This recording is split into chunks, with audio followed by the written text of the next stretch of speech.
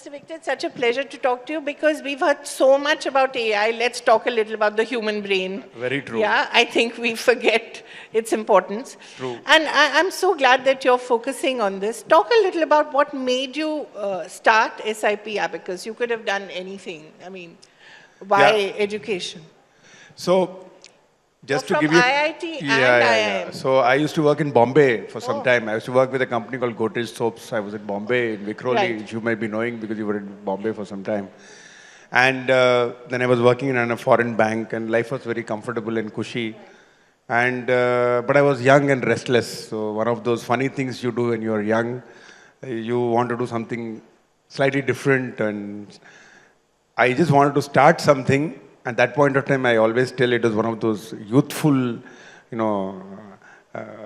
risks that you take without realizing what will come up in the future.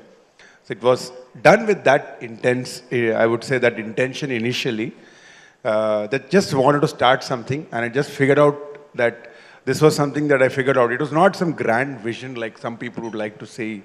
It was something that happened, I would say, fortuitously for me.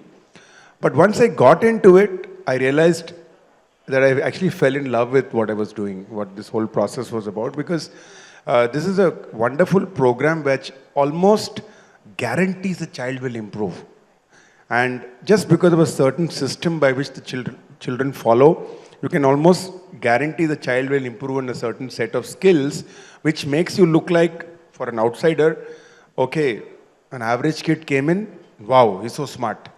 And any kid can go through that process and become, let's put it like in inverted commas, smart.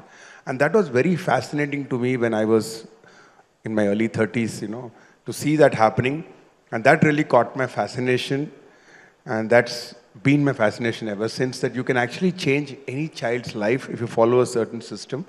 And obviously in later life, child can do phenomenal stuff because of that process that happened.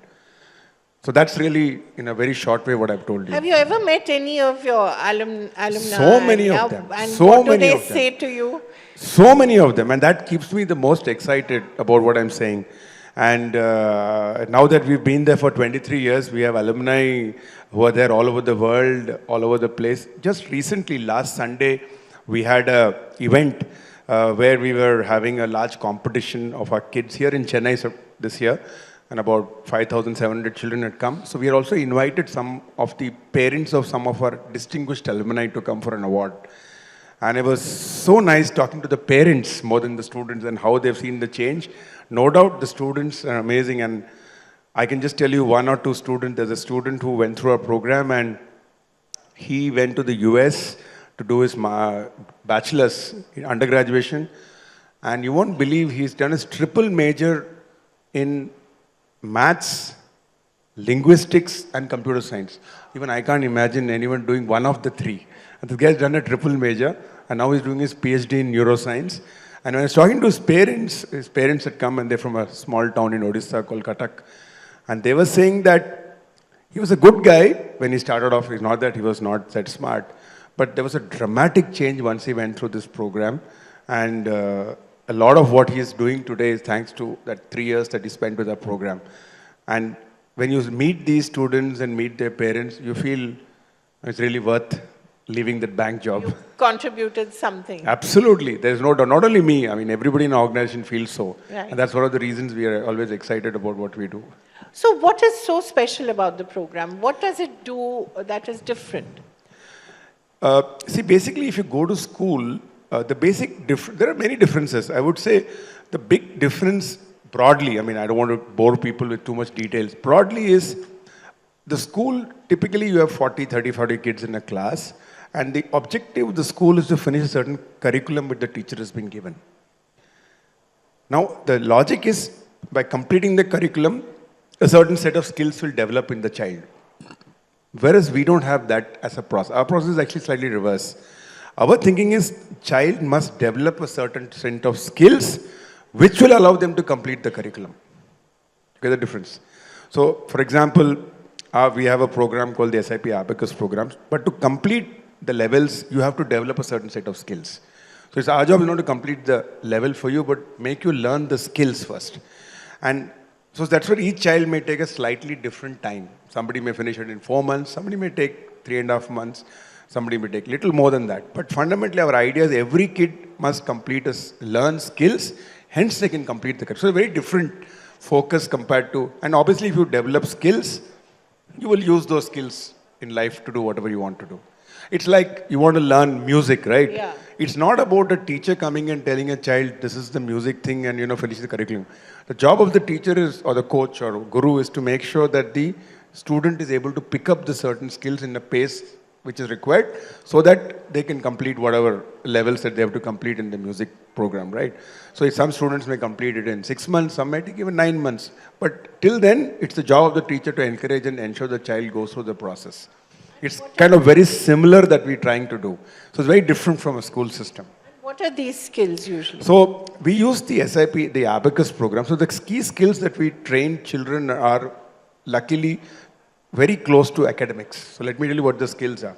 The first skill that we take through our program, I mean, we have many programs, I'm just telling you the main program, is that the children, I would say, lose their fear of numbers at the very early stage, and they get a very strong foundation in arithmetic by having a strong sense of addition, subtraction, the basic skills, multiplication, division.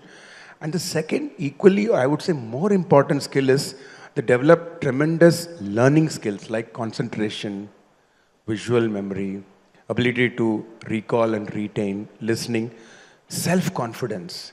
That helps them to learn anything much better than normal children. And a combination of these two skills helps them to do much better at school, but also much better at learning anything else. That's why I talked about this kid who is doing. So you just build on it, and you can do anything later on you want to do with that. So that's the amazing.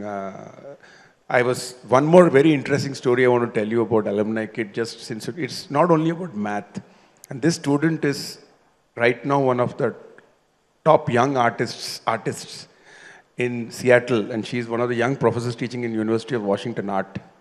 And she accredits the Abacus program for this. And when I met her when she was in class 12 and she was planning to do art, I asked her, Lalita, how can Abacus help you in art? There's no connection. You tell me, how did it help you? She made a very interesting story. She said, when I was in class 6, I was an average kid at school. I was only coming 20th, 25th in class.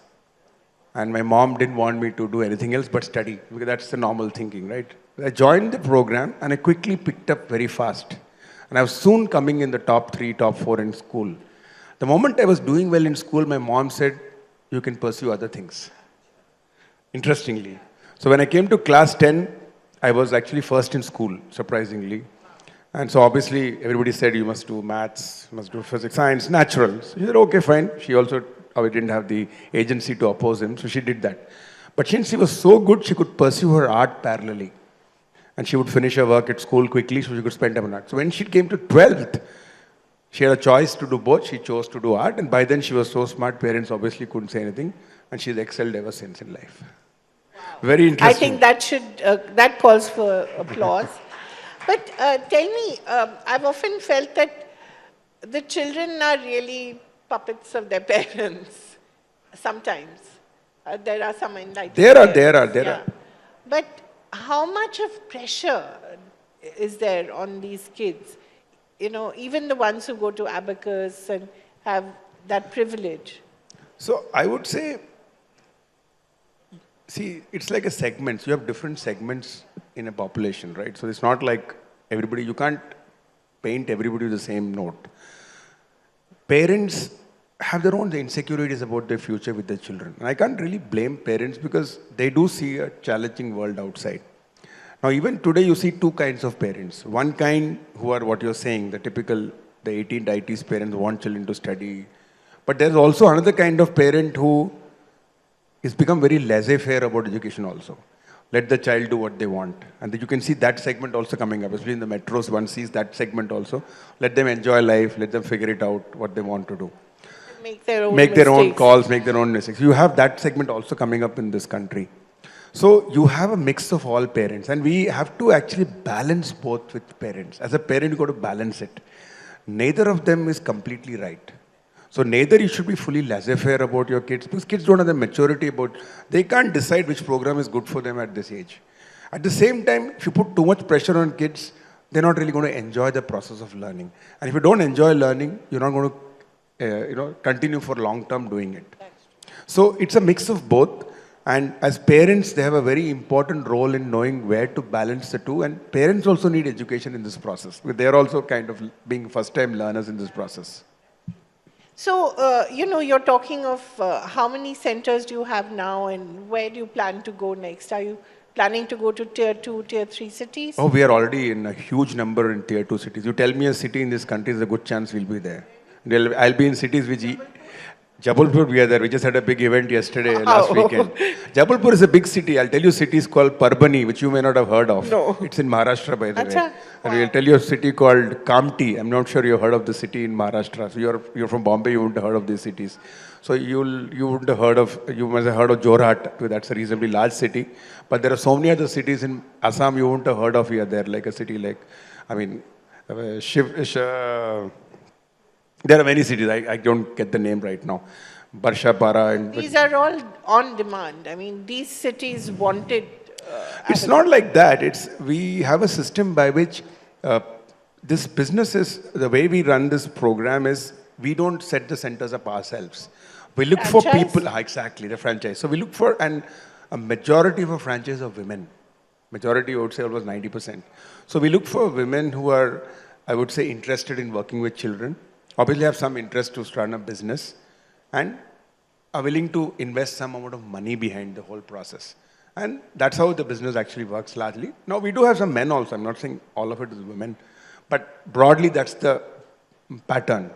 And so we have, when we started in Chennai way back in 2003, we were obviously very small. But over the years, we've now got more than in India alone 1,070 centers right now. Wow. Across 350 cities, and we are also available in 11 other countries other than India. Wow. So it's gone quite expanded. There is still a lot of scope to grow. Right. Have you taught in any of these centers? I used to teach in the very early years when we started off in one center where there was some challenge with some teachers not being there, so I was actually teaching them. But now I just don't get the time to do any of that. You were teaching what, maths? I was teaching our program. Right. The SIP Abacus program to some children there. Wonderful. Thank you so much. It's been so enlightening, and I'm so happy we're talking about human intelligence after a long day of hearing about AI.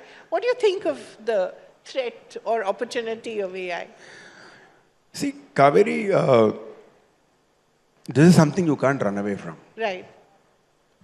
It's a technology which is going to consume all of us, just like laptops or Excel. So the best way forward is for us to learn, embrace it, and figure out how to use it. There's nothing to worry about. There will be threats of any new technology. When Excel came, computers, remember the 80s, people said that people lose their jobs because of computers, and people were all like, a whole lot of dharnas about computers in one trade. You remember that? And then we had the computerization of the Indian railways, and suddenly everything changed. It's going to be the same with AI also. So there is nothing you can... There will be surely problems. There will be some people not get a job, but we have to upskill. We've got to accept it, because if you're not going to do it, the next person is going to do it.